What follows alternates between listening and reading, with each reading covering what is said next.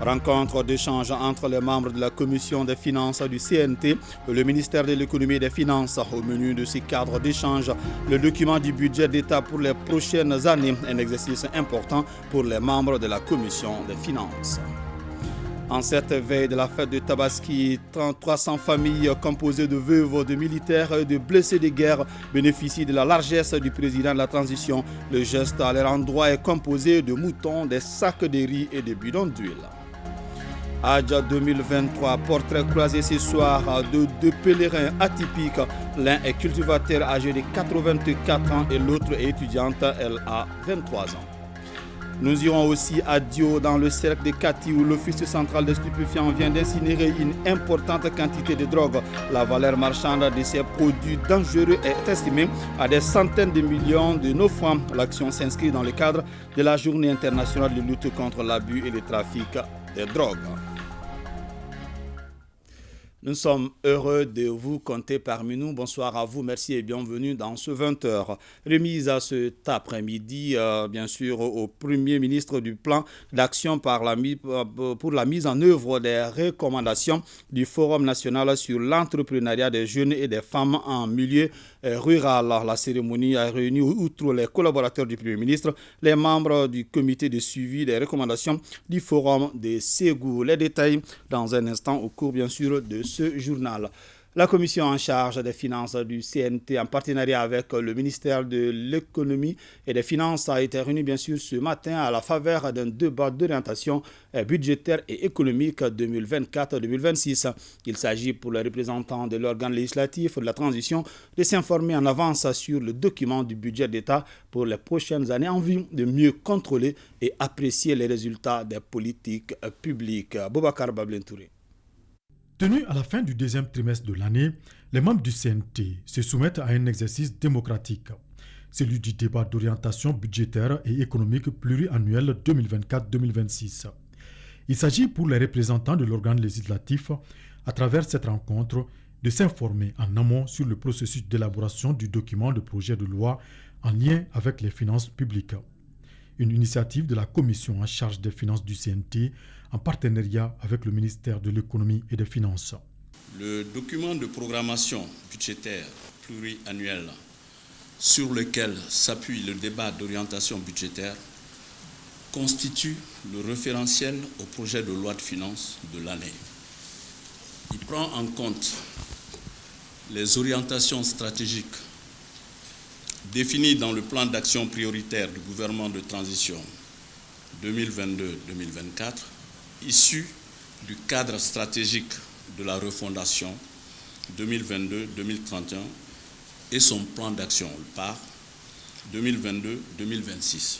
Ce débat d'orientation budgétaire et économique pluriannuel 2024-2026 permet également de conforter les membres du CNT dans leurs prérogatives, celle de mieux contrôler et mesurer les résultats des politiques publiques.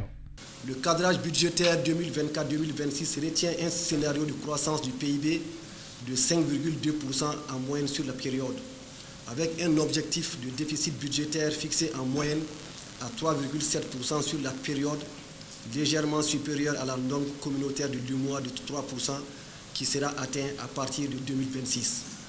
Cette trajectoire sera respectée grâce au renforcement de la fiscalité intérieure, à la rationalisation des dépenses publiques et à la gestion rigoureuse des risques budgétaires, entre autres. Ce débat d'orientation budgétaire est un des beaux fleurons de la réforme budgétaire. Il contribue à la réflexion sur les perspectives de protection de l'argent public et la diversification des facteurs de croissance. Par les temps de disette que nous connaissons, la promotion d'une saine gouvernance des ressources financières doit demeurer une préoccupation constante des autorités et, par conséquent, des parlementaires que nous sommes. Cette rencontre s'inscrit dans le cadre du renforcement d'une approche participative dans la préparation du budget d'État. Ouverture officielle ce lundi à Bruxelles des travaux de la 43e session de l'Assemblée parlementaire paritaire. Pour les parlementaires maliens, la journée a commencé par une réunion de conciliation sur des propositions de résolution d'urgence au sein de la commission Affaires politiques. Ils se sont battus avec leurs homologues européens pour obtenir gain de cause sur des préoccupations propres au Mali. Le commentaire de Aridju Matina. Malgré l'heure matinale, les membres du CNT sont restés concentrés. L'exercice qui les attendait en valait la peine, puisqu'il fallait éviter à tout prix d'être nommé dans une résolution comme étant un mauvais élève. La résolution en question est celle de la Commission Affaires politiques sur la situation humanitaire des pays de l'EACP touchés par le terrorisme et l'extrémisme violent. Les représentants du CNT ont minutieusement examiné le projet de la résolution d'une dizaine de pages pour l'expurger de toute mention qui pouvait froisser notre susceptibilité. Mieux encore, les membres du CNT ont pu faire passer tous les amendements au document final qui leur tenait à cœur. Un travail de haut niveau qui requiert une bonne connaissance des hommes et des arcanes de la diplomatie parlementaire. C'est donc apaisés et soulagés qu'ils ont pris part à la cérémonie officielle d'ouverture de la 43e session de l'Assemblée parlementaire paritaire OACP-UE, marquée par plusieurs discours, dont ceux prononcés par les co-présidents, le portugais et la mozambicaine. Sans langue de bois, les co-présidents ont déploré la décision du Conseil de l'UE de proroger de 4 mois l'accord de Cotonou entre l'Union européenne et les États membres de l'EACP. Dans la foulée de la cérémonie d'ouverture, les co-présidents ont fait une déclaration dans la même tonalité. Il est inacceptable, disent-ils, qu'un ou deux États membres de l'UE, pour des raisons internes, puissent saper un partenariat de plus de 100 pays de 4 continents différents. Les États mis en cause sont la Hongrie et la Pologne, 2 États membres de l'UE qui bloquent de façon continue la signature de l'accord post-Cotonou. Il faut savoir qu'à partir du 1er juillet 2023, sans la signature du nouvel accord de partenariat OACP-UE prévu à Apia, la capitale des îles Samoa dans le Pacifique, les relations entre les deux entités s'installeraient dans un vide juridique. Ce qu'aucun partenaire ne voudrait envisager malgré les prorogations qui sont devenues malheureusement la règle. J'annonçais tout à l'heure dans les titres, en cette veille de la fête de Tabaski, 300 familles composées de veuves, de militaires et de blessés de guerre bénéficient de la largesse du président de la transition. Le geste à leur endroit est composé de moutons, des sacs de riz et des bidons d'huile. Aridju Matina et Tchedje Kamara ont assisté à la cérémonie de distribution au génie militaire. Après les femmes veuves militaires de Kati, c'est au tour des femmes veuves militaires, paramilitaires et blessés de guerre de Bamako de bénéficier du soutien humanitaire du président de la transition à travers ses œuvres sociales. Un geste de solidarité qui permet aux familles des braves hommes tombés sur le théâtre d'opération de savourer pleinement la fête des Tabaski. Aimer les autres et prendre soin d'eux, c'est agir avec humanité. Les comprendre, c'est agir avec vertu. Cette citation de Confucius fut entendue et concrétisée ce jour par son Excellence le colonel Assimi Goïta. Offrir des moutons aux musulmans, veuves et orphelins de nos vaillants soldats qui sont tombés sur le champ d'honneur est un acte de solidarité, philanthropique et hautement salutaire. Nous voici réunis après Kati pour continuer l'opération Tabaski des œuvres sociales du président de la transition, le colonel Assimi Goïta. Pour dire à ces veuves que leurs maris sont partis, mais nous serons là pour eux. Déroulée sur la place d'armes du génie militaire, la donation est ainsi répartie entre 282 veuves et 18 blessés de guerre, soit un mouton, un sac de riz et un bouton d'huile pour chaque bénéficiaire. Nous ne faisons seulement saluer son Excellence colonel Assimi Goïta avec le service social. Ça nous représente beaucoup maintenant, aujourd'hui. Parce que nous, les enfants, ils seront contents. Nous aussi, on est très contents, vraiment. Les bénéficiaires, très émus lors de la réception, n'ont pas manqué de remercier le président de la transition à travers ses œuvres sociales avant de faire des bénédictions pour un Mali de paix et émergent. Place et rôle de l'information pour l'accès au financement des petites et moyennes entreprises. C'est le thème de la 2e édition de la Journée internationale des PME, célébrée le 17 juin de chaque année. Cette journée est mise à profit par le département en charge de l'industrie et du commerce de faire le bilan des avancées tout en dégageant les perspectives pour le secteur des PME. Sorona Kamisogo. D'un constat presque unanime, les petites et moyennes entreprises constituent un vecteur dynamique pour booster l'économie. Elles apportent une réponse sociale à travers la création d'emplois tout en générant des richesses. Le gouvernement du Mali a adopté des mesures visant à accompagner les petites et moyennes entreprises dans leur croissance. C'est aussi le lieu de rappeler que le gouvernement du Mali entend, dans un avenir proche, élaborer un projet de loi portant charte des PME qui va sceller un véritable partenariat entre l'État et les PME, relire le décret portant adoption des mesures d'orientation de la commande publique vers les PME et la production nationale. Le thème pour cette deuxième édition est « Place et rôle de l'information dans l'accès au financement des petites et moyennes entreprises ». Plusieurs études ont démontré que la principale raison pour laquelle les institutions de financement ne parviennent pas à financer à hauteur de souhait les PME réside en partie dans la qualité de l'information fournie par ces dernières. C'est bien là l'un des défis majeurs que nous entendons relever. Mon département, à travers la Direction nationale des petites et moyennes entreprises, a mis en place un programme dénommé Nouvel Entrepreneuriat SHIP Monitor, dont l'objectif principal est de contribuer à accompagner les PME. Cette initiative vise à fournir les informations de qualité sur leur activité pour l'accès à des partenariats, voire à des franchises. Le ministre, pour finir, a rendu un hommage à la Banque africaine de développement et la coopération technique allemande à travers la GIZ pour leur soutien dans l'essor des petites et moyennes entreprises. Nous revenons sur ce reportage remis cet après-midi au Premier ministre du plan d'action pour la mise en œuvre des recommandations du Forum national sur l'entrepreneuriat des jeunes et des femmes en milieu rural. La cérémonie a réuni, outre les collaborateurs du Premier ministre, les membres du comité de suivi des recommandations du Forum de Ségou. Les détails avec Aloucéline Touré. Ce plan d'action en 14 points et 33 actions est le fruit du travail d'un comité mis en place à la suite du forum sur l'entrepreneuriat des jeunes et des femmes tenu à Ségou en novembre 2021. Ce document est le fruit de longues journées de revue documentaire, de séances de travail et de rédaction consenties par les membres du comité de suivi. Il comprend 1. Un résumé exécutif. 2. Méthodologie de travail du comité. 3. Les bénéficiaires du plan d'action. 4. Les objectifs opérationnels et les actions. 5. Coûts et les mécanismes du plan d'action. Et 6.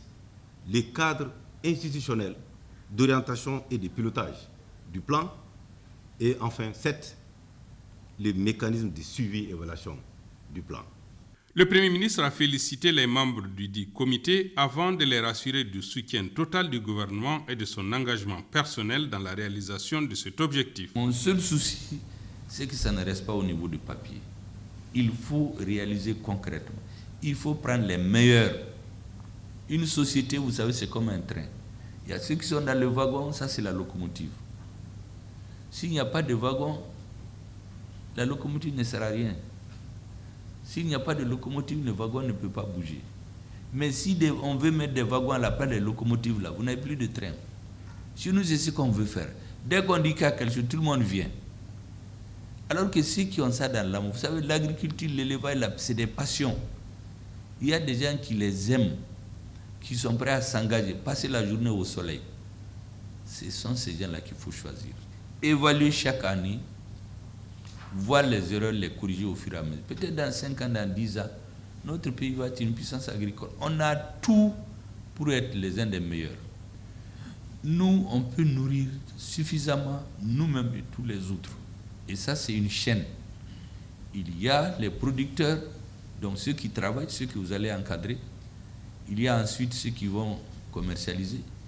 Et ainsi de suite. C'est en ce moment que le pays peut être réellement indépendant. La mise en place du plan d'action de la mise en œuvre des recommandations du Forum de Ségou sur l'entrepreneuriat des jeunes et des femmes en milieu rural permettra de booster considérablement l'emploi agricole au Mali.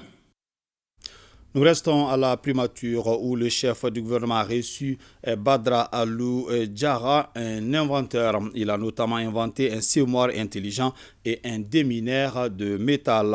Au cours des échanges, les échanges ont donc porté sur ces projets pour le Mali. Je vous propose de suivre un extrait de Badra Alou Diarra à sa sortie d'audience. Je suis venu présenter mon tracteur intelligent à mono et multigrain. À la présente, comme je suis retenu au salon africain, je dois partir à Côte d'Ivoire pour représenter le Mali dans l'invention. Le semoir dont je parlais est un semoir multi et monograin intelligent et elle est capable de respecter toutes les normes agricoles. Et ce semoir est capable aussi de vous envoyer le rapport après l'agriculture. Ce semoir compte le nombre de grains et le nombre de poquets sémés. L'autre invention est une machine qui fait des recherches à distance automatiquement. Soit vous commandez à partir d'une tablette ou sinon à partir d'un téléphone à distance. Il fait des recherches des mines d'or, de l'eau et des mines pour les militaires.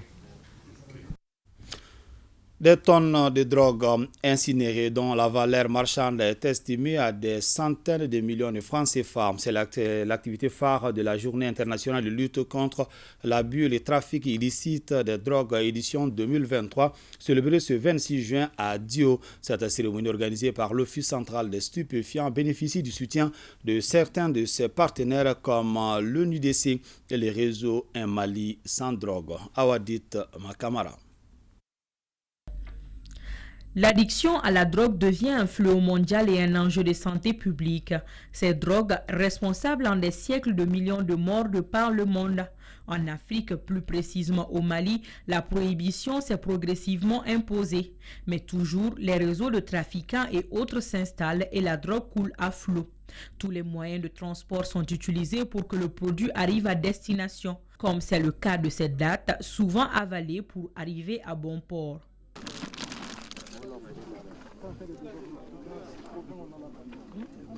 Nous sommes à Dio. L'événement du jour est symbolique.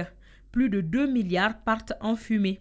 Des produits stupéfiants, psychotropes, des médicaments contrefaits et des appareils chicha et accessoires. Des produits qui ont été saisis durant la période de juin 2022 en nos jours. Et aussi ces produits ont été saisis par 3 de nos unités à Bamako. La rive droite, le chef d'antenne de la rive droite, et le chef d'antenne de la rive gauche, et aussi la cellule aéroportée anti-trafic qu'on appelle CAT. Donc c'est le résultat vraiment du travail de ces 3 unités. Pour cette journée de lutte contre l'abus et le trafic illégal des drogues, les autorités s'accentuent plus sur la sensibilisation. À travers cette incinération, elles font savoir la dangerosité des produits saisis dont la finalité est la destruction conformément à l'article 136 de la loi sur les stupéfiants. Il y a aussi un arrêté, l'arrêté 0643, numéro 2021, qui crée aussi une commission. Cette commission pour participer à la destruction des produits saisis.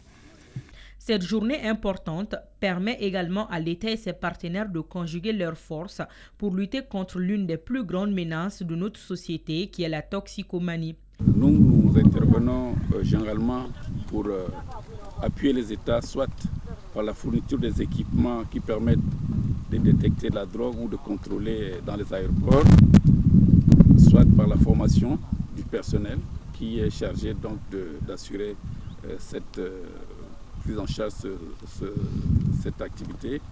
Et nous appuyons aussi souvent les prisons pour que les personnes qui sont arrêtées en lien avec la drogue puissent recevoir les traitements adéquats. Nous menons des activités de sensibilisation dans les quartiers, à travers les réseaux, à travers les médias, sur les dangers liés à la consommation des drogues, sur les dangers liés au non-traitement, c'est-à-dire pour inciter les populations à effectuer plus de thérapies. Parce qu'une fois que vous êtes déclaré consommateur de drogue, Si vous attendez trop longtemps, la consommation va se compliquer. Cette synergie doit être un tremplin dans la lutte contre la consommation des drogues. Et pour gagner le combat, chacun doit se considérer comme un soldat de l'Office central des stupéfiants. Le GTA de Keletiki vient de boucler une mission conjointe sur l'axe Bankas-Koro et Waiguia au Burkina Faso. L'opération visait à sécuriser la bande frontalière entre le Mali et le Burkina Faso. Omar Maïga, Djakarja Traoré, avec le concours de la DIRPA. L'opération Capidou 2 est une opération conjointe mise en place par les autorités maliennes et burkinabées pour sécuriser le long de la frontière des deux pays. L'effet recherché vise à détruire les sanctuaires terroristes, faciliter le retour des populations, promouvoir le développement socio-économique.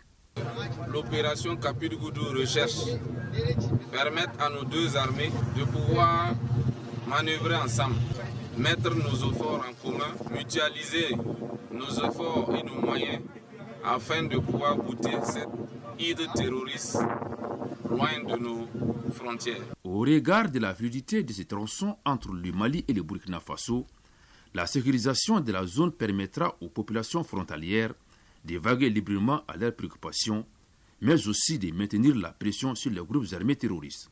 L'ennemi est commun et nous sommes en train de mener une guerre asymétrique. Quand la pression vient de notre côté, il bascule vers le Burkina. Et quand le Burkina aussi fait pression, souvent il bascule vers nous. Maintenant, quand le fait de coordonner nos missions nous permet de bouger en même temps, donc quand il y a pression du côté des Burkina, s'ils basculent de notre côté, il est très facile de les neutraliser. Initiée dans le cadre de la coopération transfrontalière, l'opération Capidou 2 est un partage d'expérience entre les unités engagées sur le théâtre des opérations dans la zone frontalière du Mali et du Burkina Faso. La deuxième audience ordinaire du tribunal militaire de Bamako au titre de l'année 2023 vient de s'ouvrir. Au total, 10 militaires sont impliqués dans 4 affaires. Les présumés courent une peine allant d'1 an à 5 ans de prison. Pour plus de détails, écoutons le magistrat colonel Soumaïla Bagayogo, le procureur militaire de Bamako. Il est au micro de Batraoré. Cette audience concerne 4 dossiers. Il y a un premier dossier qui a trait à la cybercriminalité. Il y a un second dossier qui est un dossier de vol qui concerne 3 militaires. Il y a un troisième dossier qui est une tentative de vol. La tentative de vol, si elle est confirmée, c'est comme le vol lui-même. Ça concerne un militaire. Et le quatrième dossier, c'est un dossier d'escroquerie qui concerne un sergent de la garde nationale. Il y a 10 militaires en tout dans ces 4 dossiers qui comparaissent aujourd'hui. Maintenant, dans tous ces cas, c'est des cas de délit qui sont passés vraiment d'1 an à 5 ans d'emprisonnement. Près de 180 militaires viennent de boucler 3 formations de 2 mois dans 3 domaines spécifiques. Les participants à cette formation sont désormais capables de faire face à n'importe quel défi pour la sécurisation du personnel, des aéronefs, des matériels, des infrastructures et des sentiers. 15 militaires burkinabés ont pris part à la formation assurée par des instructeurs maliens et russes. Mamari Kone.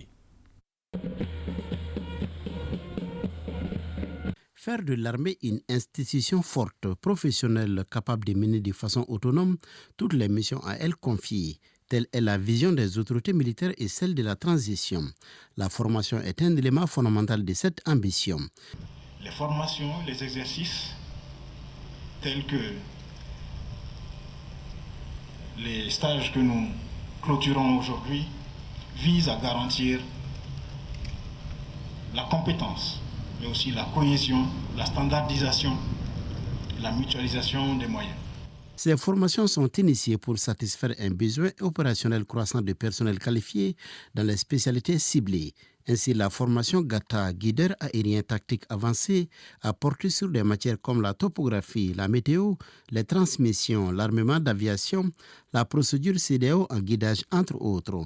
Sur les 30 participants à cette session, 15 sont du Burkina Faso, c'est-à-dire que la coopération militaire entre les deux pays se porte bien. Nous sommes entièrement satisfaits des résultats que la formation nous a permis d'obtenir. Durant des 8 semaines, clairement, nous avons eu tout ce que nous avons besoin. Les aéronefs aussi ont été clairement mis à notre disposition, ainsi que tous les autres moyens. On n'a vraiment pas souffert de difficultés. Quant à la section combat du génie GESCO, la formation a concerné l'armement, les mesures de sécurité, le combat avec les évolutions individuelles, l'embarquement et le débarquement sur un véhicule de combat. 50 éléments ont pris part à cette formation. S'agissant de la formation FISCO, Fusilier Commando, elle a concerné 98 soldats issus de la deuxième cohorte du Service national des jeunes, dont 15 personnels féminins. Ils doivent désormais assurer la sécurité des personnels et des installations aériennes. Au regard de la qualité de la formation reçue et de la discipline qui a caractérisé ces GATA, FISCO ou GESCO, nous sommes convaincus qu'ils seront en mesure de relever tous les défis afin de garantir la paix dont rêvent nos populations. Remise d'attestation, démonstration dynamique de quelques programmes des 3 formations avec intervention du vecteur aérien et un défilé militaire ont mis fin à ces 3 sessions de formation. La première nationale du DF, session de juin 2023, chez le ministre de l'Éducation nationale, les mots de félicitations et d'encouragement n'ont pas manqué à l'endroit de celle qui est à l'honneur. Awa Adama Koulibaly. Célébrer l'excellence incite d'autres à redoubler d'efforts. Avec 18 de moyenne, Fatoumatou Bouaré se hisse à la tête de la liste des admis au DF 2023. Un résultat qui reflète le niveau réel de l'élève, nous dit le ministre de l'Éducation nationale. Elle est allée avec une moyenne de classe de 18,70. Elle a réussi à l'examen avec une moyenne de 18. Donc, ce qui veut dire que et la moyenne de classe et la moyenne de l'examen sont concordantes. Cette prouesse, Fatoumata la doit à son travail acharné et à son envie de réussir, selon son encadreur. Elle a été toujours persévérante et elle n'aime pas qu'on la batte. Elle n'a jamais aimé ça. Et ses camarades disent souvent même que à chaque fois que tu penses que tu as battu Fatoumata, après les résultats, c'est autre chose. La lauréate heureuse lance un appel à ses camarades sur la rigueur dans les études. Je tenais à remercier mes 2 parents qui m'ont toujours encouragé à bien étudier. J'ai aussi un message pour mes très chers camarades de classe. Je vous encourage à beaucoup travailler, à persévérer dans les études, car seul le travail personnel paie. Des gestes d'encouragement ont été faits par les 2 ministères. Mademoiselle Boiré, du haut de ses 14 ans, est bien partie pour réaliser son rêve, à savoir faire carrière en médecine, spécialité neurologie. L'Alliance pour une révolution verte en Afrique a lancé sa stratégie Pays Mali 2023-2027, un plan d'action qui va renforcer la résilience et la productivité des petits exploitants agricoles afin d'améliorer leurs moyens de subsistance. La cérémonie de lancement était présidée par le ministre du Développement rural en présence des acteurs du secteur agricole. Maïmouna Doumbia. AGRA, Alliance pour une révolution verte en Afrique, est une institution panafricaine qui a été lancée sur l'initiative de l'ancien secrétaire général de l'ONU, Feu Kofi Annan. Sa vision est de renforcer les capacités des acteurs du système alimentaire et réduire la faim. Toute chose qui justifie le lancement de son 3e plan d'action au Mali, étant donné que la terre constitue la base du développement de tout pays. Sur les premières phases, nous avons investi plus de 17 millions de dollars au niveau du Mali. Et donc aujourd'hui, notre ambition avec les autorités maliennes et avec les partenaires stratégiques, c'est d'aller au-delà de cela. Comme nous sommes en une stratégie 3.0, nous allons devoir multiplier par 3 les chiffres au minimum. C'est que nous allons aller bien au-delà de cela. Tout dépendra de l'ambition et de la réactivité de chacun des acteurs dans le développement agricole. Avec la 3e phase d'AGRA, il sera question d'augmenter de 35% la productivité des principales spéculations ciblées qui sont le maïs, le riz, le sorgho, le niébé, le millet, l'arachide, l'horticulture et la volaille. Il s'agira également de renforcer la résilience de 1,2 million de petits exploitants. À l'heure où nous sommes prêts pour ce lancement, nous voulons respecter et tendre nos deux mains, si vous les saisissez, parce que nous ne voulons pas faire ce que nous voulons. Agra n'est pas sur un territoire conquis. Agra est dans une nation. Agra est au Mali et Agra fera ce que le Mali veut que Agra fasse pour le bonheur de ses populations. Le ministre du Développement rural salue les résultats déjà obtenus par l'Agra. Il attend de cette phase de meilleurs résultats de la transformation des produits agricoles et le renforcement de la productivité comme prévu dans la loi d'orientation agricole. Il s'agit, à travers la mise en œuvre de ces documents stratégiques, de favoriser la modernisation accélérée de l'agriculture et la gestion durable des ressources naturelles. Pour se rapprocher de cette vision de transformation de l'agriculture au Mali, le gouvernement a encouragé des partenariats de développement riches et diversifiés, dont celui avec l'Alliance pour la Révolution verte en Afrique, AGRA. Après les différentes interventions, les directeurs pays et le ministre du Développement rural ont procédé à la signature du document Agra-Mali.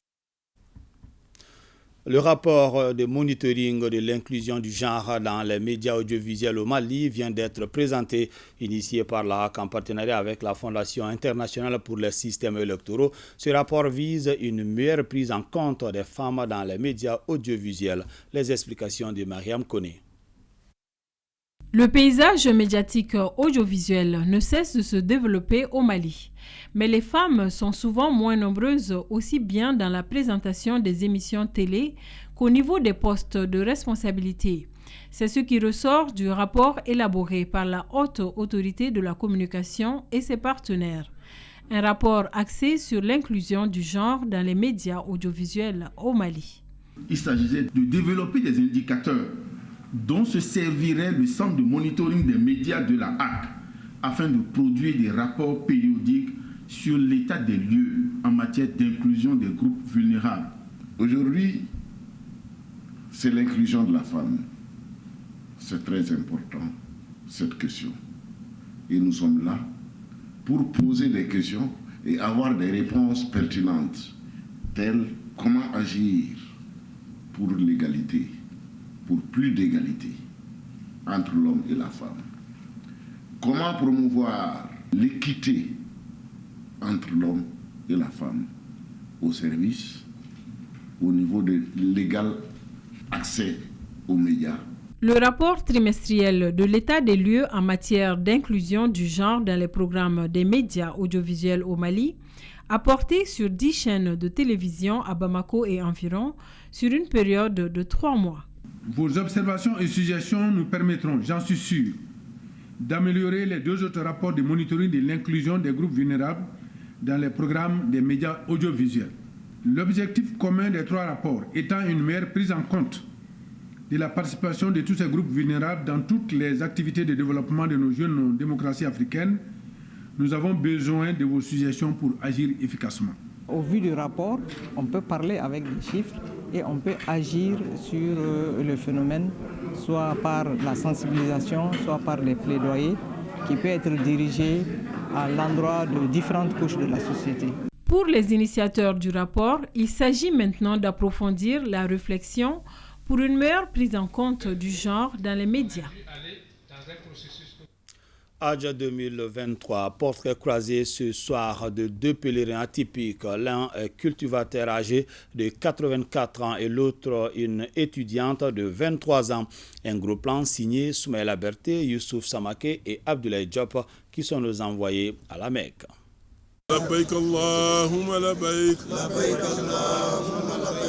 Lui a 84 ans, elle 23. Moi, c'est Djakité Adji. 2 pèlerins maliens qui presque tout opposent, mais que leurs destins se sont croisés sur le chemin du Hajj, ici à la Mecque. Moussa Oumar Traoré est cultivateur, père de 6 enfants, natif de Saraféré, dans la région de Tombouctou. Adji Djakité, étudiante en Master 2, commerce international et logistique, est native de Kati. Elle n'est pas en fait la plus jeune des pèlerins, mais vient juste après cette dernière qui a 16 ans et qui n'a pas souhaité intervenir dans notre dossier. Je n'ai que 23 ans. Je tiens aussi à remercier mon père qui a financé cet âge-là. J'ai eu cette opportunité grâce à lui. Adji Diakité, c'est ma deuxième fille. Elle a eu beaucoup de chance pour venir faire la Mecque à son âge. C'est son père qui a financé. Vraiment, elle a du courage. Et puis elle parle d'anglais. Ça nous a beaucoup aidés. Le plus vieux des pèlerins, l'octogénaire, n'a pas eu cette chance très tôt. Lui qui a longtemps caressé le rêve d'effectuer le 5e pilier de l'islam à la Mecque, mais les moyens ont fait défaut. 2023 a été donc la bonne. J'ai pris du retard, c'est parce que je n'avais pas les moyens. Grâce à Allah, mes enfants m'ont envoyé à la Mecque pour effectuer le pèlerinage. Malgré le poids de l'âge, Moussa Oumar Traoré tient bon.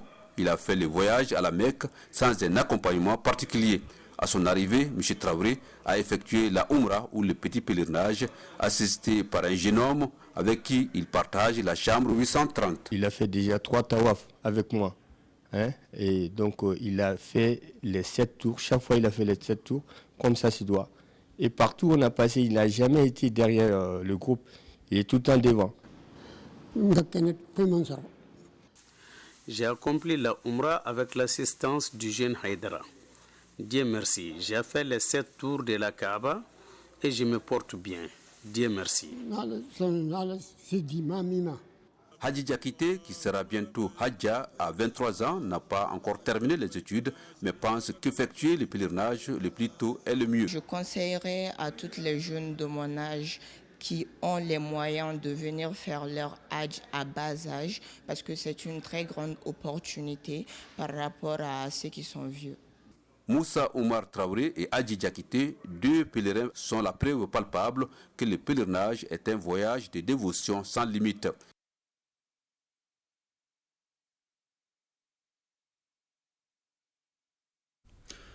Dernier virage avant la fête de Tabaski, les banques ne désemplissent pas. Constat une forte affluence dans ces différentes structures financières. Néanmoins, certaines banques ont pris des dispositions pour éviter les désagréments. Brakissa Ouattara et Abdoulaye Samake ont fait le tour de la ville. Les Bamakois en plein dans les préparatifs de la fête de Tabaski. Préparatifs qui ne se font pas avec les poches vides, d'où une riée vers les banques. Après 2 longues heures de patience, Oumar Angata triche la file d'attente et se présente au guichet. Je suis arrivé il y a longtemps, à 11h, mais il y a du monde. Parce que j'étais à Séminoukoro, là-bas, on dit qu'il n'y a pas de réseau. Je n'ai pas fini, moi-même j'ai volé le rang. Cette forte affluence s'explique bien évidemment par la fête de Tabaski.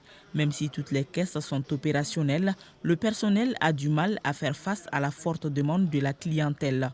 Toute la semaine, j'étais là, il n'y avait pas beaucoup de mouvement. Mais aujourd'hui, c'est particulièrement rempli. Je n'ai pas encore fini mes opérations, je n'ai même pas encore commencé. Une période habituelle à laquelle les banques font face chaque année. Certaines ont pris cette fois des dispositions pour amoindrir le temps d'attente des clients. Ici, l'affluence est normale. Il y a beaucoup de gens, mais par la grâce de Dieu, ça marche bien. Je n'ai pas beaucoup attendu. Donc je suis très contente, alhamdoulilah. Et bonne fête à tout le monde. Quand l'accueil est bien, tout le reste va comme sur des roulettes. Quand on coïncide sur les fins du mois, il y a de l'affluence. Nous avons mis en place plusieurs caisses opérationnelles pour la gestion. Nous avons quand même pris des dispositions en donnant des tickets. Les clients sont payés par ordre de priorité. Aussi, nous avons procédé à la sensibilisation du personnel pour être vraiment plus accueillant, plus chaleureux envers les clients. En tout cas, le mot d'ordre est connu. Aucun client ne devra repartir insatisfait. Allons dans les gares routières qui sont aussi envahies en cette veille de Tabaski. Certains passagers attendent depuis 24 heures le bus. Ils sont partagés entre l'espoir et l'inquiétude. Au sein des compagnies de transport, la consigne est sans équivoque. Roulez doucement pour préserver la vie des passagers. Notre équipe de reportage conduite par Boubacar Kanouté, Gaussou Achoutouré, bien sûr, a sillonné certaines gares routières. Aboubacar Yébessé, 3 places. Ossatou Traoré, 3 places.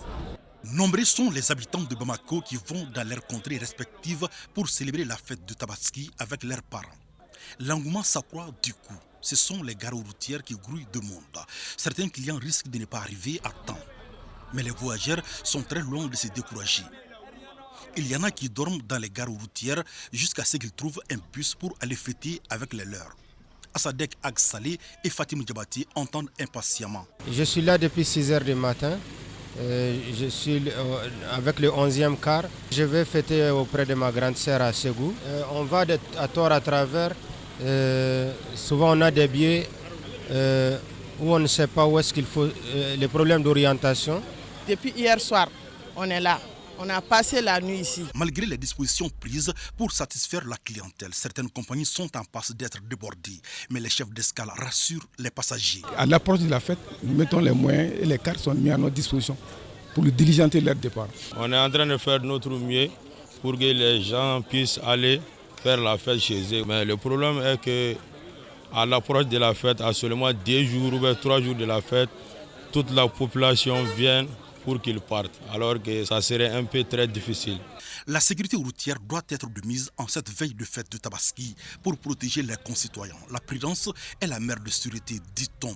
Les citoyens, on évite ça. C'est ce qu'on dit aux chauffeurs, d'être prudents. À la veille, il y a beaucoup de gens qui voyagent sur la voie.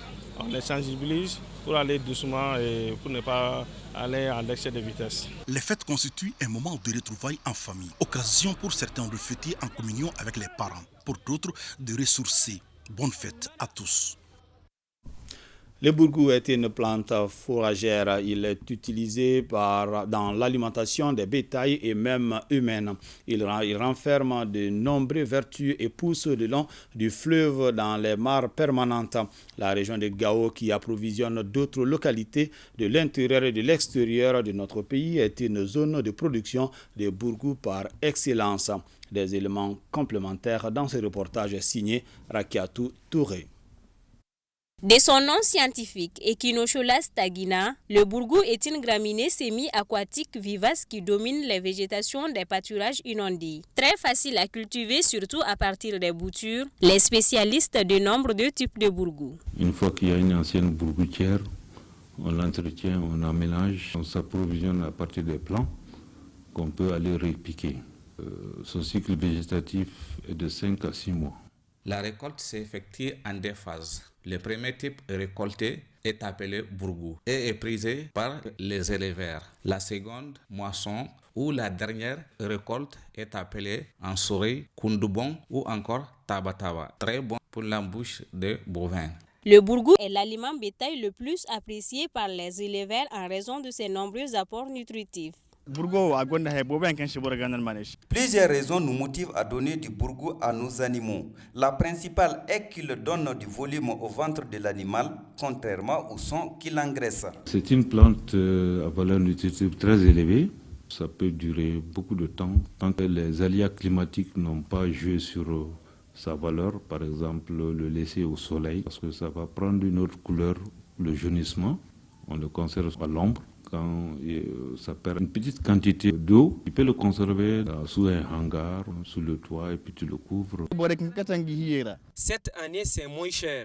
Ceux qui le récoltent dans leurs champs nous cèdent le tas à 500 ou 600 francs. C'est le même prix chez les revendeurs aussi, alors que l'année passée, c'était à 1000 ou 1250 francs CFA. À Gao, la vente du bourgou constitue un gagne-pain pour ses nombreux vendeurs, surtout à l'approche de la fête de Tabaski. J'ai nourri, scolarisé mes 18 enfants grâce au commerce de bourgou que j'exerce depuis 40 ans. J'ai pu construire une maison dans laquelle je loge présentement. Il y a des revendeurs qui travaillent avec nous pour avoir de l'argent afin de préparer les travaux champêtres de la saison à venir. La région de Gao approvisionne également d'autres localités du pays et à l'étranger. En plus de ceux qui le prennent en détail au niveau local, d'autres l'achètent en grande quantité pour l'amener dans les camions ou les mototricycles à Gossi, Doro et même au Niger et en Algérie. Abdourahmane Aliou exerce ce commerce depuis 30 ans. Il nous évoque les embarras de son commerce. Nous avons de nombreuses difficultés, dont la non-existence de syndicats pour régulariser notre commerce. Les animaux en divagation nous fatiguent aussi. C'est la raison pour laquelle on veille ici même la nuit. Il y a également les risques d'incendie qui menacent notre commerce et même nos vies. La plante fourragère, le bourgou, a de nombreuses vertus selon les spécialistes. S'il y a du bourgou tout au long de la digue, ça permet de renforcer la digue pour que, avec une forte crue, la digue ne cède pas. Ça rentre aussi dans l'alimentation humaine. Les katous, en première position, c'est le bourgou. Ça sent très bon. On le met sur le feu pour le bouillir. Une fois cuit, on met un peu de beurre là-dedans. Le beurre là, ça devient de la confiture. On peut le mettre dans le pain pour les enfants. On peut le manger avec les galettes. On peut le mettre aussi dans notre riz traditionnel appelé communément koirangari. Selon les spécialistes, le bourgou n'a aucun inconvénient dans l'alimentation des animaux. L'ambassadeur du Mali en Palestine avec résidence au Caire, Boubacar Diallo, a présenté ses lettres de créance au président de l'État de Palestine, Mahmoud Abbas. Une occasion pour le diplomate malien de transmettre les salutations du colonel Assimi Goïta au président palestinien. Les deux personnalités ont passé en revue la coopération entre le Mali et la Palestine.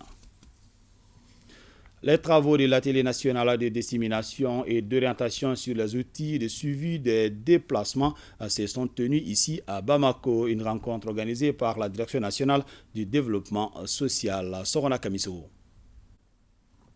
Depuis 2012, la crise sécuritaire occasionne le déplacement massif des populations à l'intérieur comme à l'extérieur du Mali. Dans le souci d'apporter une assistance à ces personnes déplacées, l'Organisation internationale pour la migration et le gouvernement ont lancé la matrice de suivi des déplacements. À travers la matrice de suivi des déplacements, l'OIM contribue à collecter, analyser et diffuser des informations sur la mobilité humaine, les vulnérabilités et les besoins des populations déplacées et mobiles, en vue d'aider les décideurs et les acteurs humanitaires à fournir une meilleure assistance aux personnes dans le besoin, où qu'elles se trouvent. À travers cet instrument, il s'agit de collecter et de fournir des informations fiables sur les mouvements des populations.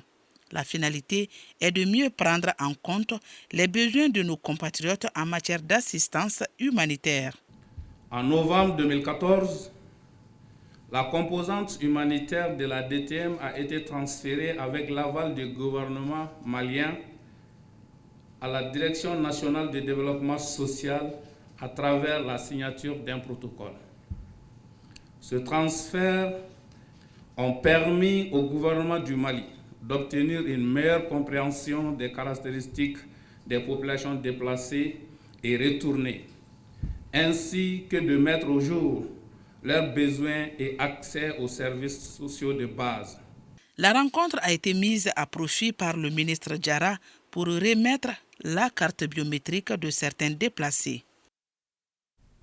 Le prix Carrosse d'or 2023 a été décerné à Souleymane Cissé. C'était le 17 mai dernier lors de la 76e édition du Festival international du cinéma à Cannes en France.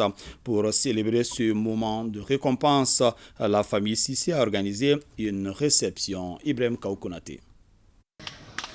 L'inauguration des statues de Baïssou Cissé et Ténin Dramé, parent de Souleymane Cissé, et son obtention du prix Carrosse d'or 2023, voilà deux événements majeurs qui ont été célébrés à travers l'organisation d'une réception dans la famille Cissé à Nyarela. J'avoue, c'est le plus grand bonheur de ma vie aujourd'hui. Voir tout Bouzola autour de moi ici, j'en suis fier. C'est pour ça que je remercie le Mali de m'avoir donné cette chance. Un véritable cadre de retrouvailles pour les amis du cinéaste et le monde du cinéma. Souleymane fait partie de la génération des premiers cinéastes du Mali. J'en suis témoin parce que nous avions étudié ensemble en Union soviétique. Et j'étais le seul à l'époque qui était dans la salle à la soutenance de sa thèse sur le cinéma à l'Institut de cinématographie de Moscou. Et c'est pourquoi aujourd'hui, 60 ans après, nous voici présents pour rendre un dernier hommage, un hommage ultime à ses défunts parents. Souleymane est une icône du cinéma africain, pas seulement malien. Donc nous sommes très fiers d'être à ses côtés aujourd'hui, puisse le Tout-Puissant lui accorder encore longue vie. Deuxième cinéaste africain à recevoir cette distinction du cinéma international après Samen Ousmane. Souleymane Cissé a été choisi par une quinzaine de cinéastes lors du Festival de Cannes 2023 en France. Ainsi prend fin cette édition. Merci de l'avoir suivi. Que le bon Dieu nous assiste.